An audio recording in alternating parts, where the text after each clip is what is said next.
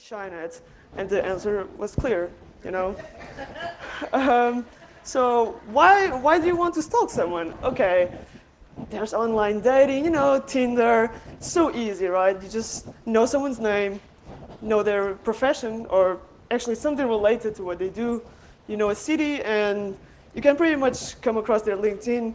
You can get to their Facebook or their Twitter. If you're trying to date like an 18-year-old hipster, maybe their Tumblr. I don't know. But okay, that's the stalking one-to-one, right? But what about grand-scale stalking? Okay, so I have to say, this talk is not going to be about how you can stalk your lover. It's going to be about different research projects that have been going on in universities, where people take all this data that is available and they try to infer things about people. And some of the results are a bit creepy, but also very cool. And I think they give you some impression of the things you can learn from this data. So the first project I'm going to be talking about is essentially, I call it "You Are What You Like." And what was done by these guys, Kozinski, was that they took Facebook likes from a lot of users, and they tried to infer some personal traits. So this goes from pretty easy stuff like, okay, gender, maybe your ethnicity. That's not too hard to infer, but gets a bit creepier. So they infer also the sexual orientation, also whether you take drugs or you smoke, and very weird stuff like, are your parents still together by the age of 21? It's a little bit strange. So, and the cool thing is that a lot of this was very accurate. So the first two things I mentioned, so gender and ethnicity, was actually very, very accurate. And all the personal traits they try to predict are, I think the lowest thing accuracy was about 63%, which it's nice. Well, nice. They also try to predict some of more subjective things, such as whether you're like an open person, you're a competitive person, and some of these things. So I'll just talk about their method very quickly. And if you want more detail, I would say, okay, you can refer to the paper, or you can also ask me during the questions. So essentially what they do is they have data from users, right? Their Facebook likes. And they also have data from the same people. They took some tests, like psychometric tests, some IQ tests, and stuff like that. So this serves as the validation. So how is this done? So essentially you have a huge matrix where you have all your users, all the likes, and then it's 0-1 entry matrix, right? So if you like something, you have a 1 under your interest. If not, there's a 0. And then what they do is a singular value decomposition, so collapse the dimension of this thing, and then train a classifier on this. So they use linear regression for continuous variables and logistic regression for categorical variables. Okay, so, but this is the most technical thing I'll be talking about. I thought it would be interesting to show you some of the predictor variables that gave out the labels. So, okay, if you find yourself liking RPGs, fan fiction, programming, anime, basically like all the stuff I like, turns out we might be shy and reserved. This is pretty, it's not that strange, right? But okay, if you like these things, sounds like a pretty random list. You might be spontaneous. Also a serial killer, screamo, not dying. It's awkward. If you hate everyone, hate you, the police, Ayn Rand, I totally did not write that down. You might be a competitive person. And this is my favorite, the last one. If you like walking with your friends and randomly pushing them into someone or something, you might not have a lot of friends. You know? Okay, so there's the complete list on the link. So if you want to check it out, it's actually very fun. There's a lot of interesting things there. And again, refer to the paper for more information. So the second thing I'm going to be talking about is inference from mobile data.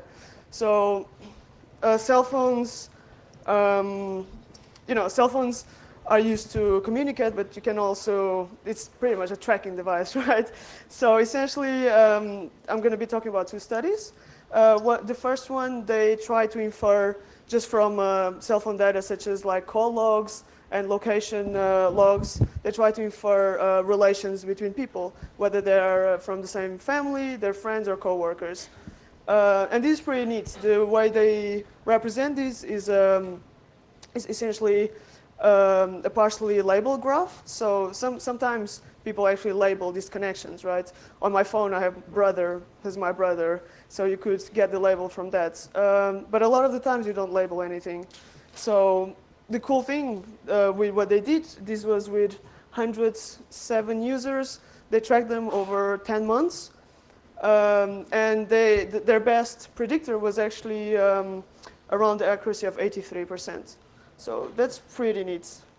The second thing is another study also using mobile data. So what they try to do here is they ask people who work in the same place, and they ask them whether they are friends with their coworkers or not. And then they try to infer these labels from what they said, right? So if this is not clear, please shout. So anyways, what is the data that they have? They have call logs, they have cell tower IDs, they have other devices in proximity. They got tracked over 9 months. And also, yeah, they had this quiz where they say whether this person is their friend or not. And there's some interesting results from this. So this is a bit hard to see, but essentially they came up with some variables to try to capture these raw data, right? So they look at the proximity between people on Saturday night, the phone communication, whether like the proximity at work, proximity outside of work, and stuff like that. So there are 7 variables. Again, you can get more information from the paper. And what they do then, they represent these in terms of a baseline. So the baseline is they took the people who actually both said they were friends, and they take that as your maximum, right? And then you express all the other variables in terms of this baseline. So, for instance, if both people acknowledge that they're not friends, like their communication is like less than 5%, it would be here. Like less than 5% of what they would communicate if they were friends. So that's the idea. And there's some pretty interesting things coming from this. First is that you can predict the proximity of work by looking at the proximity at home. You can also you can find the 2 best indicators of whether people are friends or not. So by just looking at their externally, at the communication outside of work between people, you can pretty accurately determine whether they are friends or not.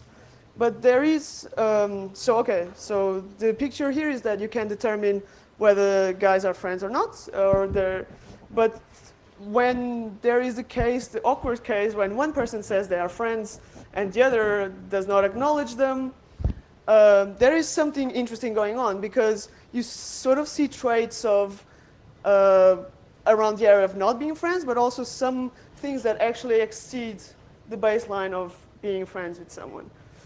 So this could just mean that friendship is not a categorical variable. So, I mean, there's different levels of friendship. So, yeah, it could be that. It could be different types of culture. Or, in scientific jargon, this is what we like to call it, the friend zone. No, but in all seriousness, I think it's pretty interesting. I mean, it's sort of obvious, right? If you're friends with someone, you probably have a lot more communication with them. But the paper goes on to look at other things. They also try to determine what is the most important thing in this data to determine friendship or not. And also, they relate this to the satisfaction at work. So if you have a lot of friends at work, maybe you will be more satisfied. So for more information, I would look at the paper. So what happens with this? So these sort of websites come out. So there's these websites where it's pretty much called, yeah, you are what you like, and you can log in with your Facebook, and it looks at your Facebook likes and tries to tries to come up with a prediction of what sort of person you are. There's also something that's a bit more creepy, which is called Please Rob Me, and basically looks at your Twitter and your Instagram, at your Twitter and your Foursquare and tries to determine whether you're at home or not. Slightly weird. I think it's closed down, I hope. And then there's this ultimate creepy thing, which is actually not machine learning, but I just felt the need to put it out there because it's this program where you can put someone's nickname from Instagram, Flickr, and Twitter, and essentially just gives you the history of where they've been if they do geotagging. So you get a map and all the timestamps. It's really creepy and awesome, sort of. Anyways, so what's the take-home message from this talk? Well, when you go on an online date, no, just kidding, no. So be mindful of how much information you leave out there, I suppose. And also, machine learning is really cool. You can do a lot of stuff with this. So yeah, that's it. Thanks a lot for listening to this talk. Follow me on Twitter. You can read me on Scriptogram, or you can talk to me in real life. So if you have any questions, yeah.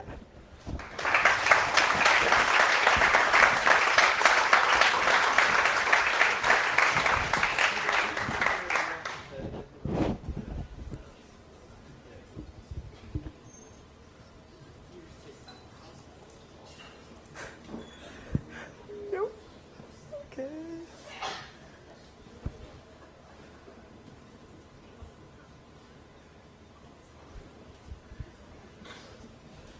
Hi there. Was this understandable? It Was is it like on. very? Hi there. Wait. I was reading an article a few weeks ago that was about, hi. It was like this person had basically liked everything on Facebook. Oh, yes. They kind of liked every single thing, and it kind of, Facebook got really confused about what to show them in their feed.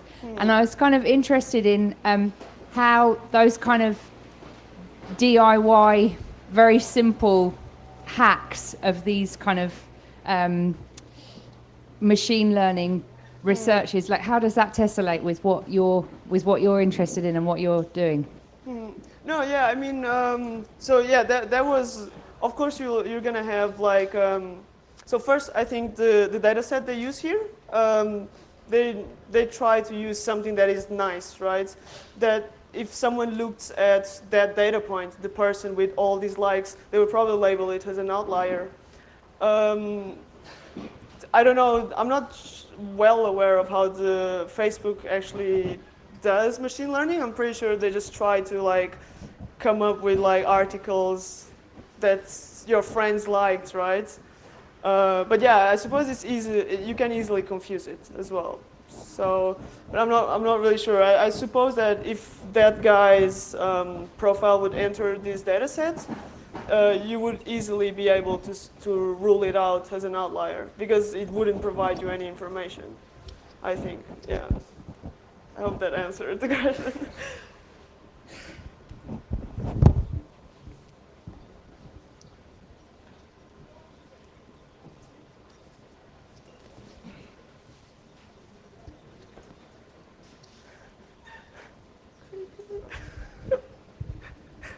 All right. Thank you very much. I was, Thanks.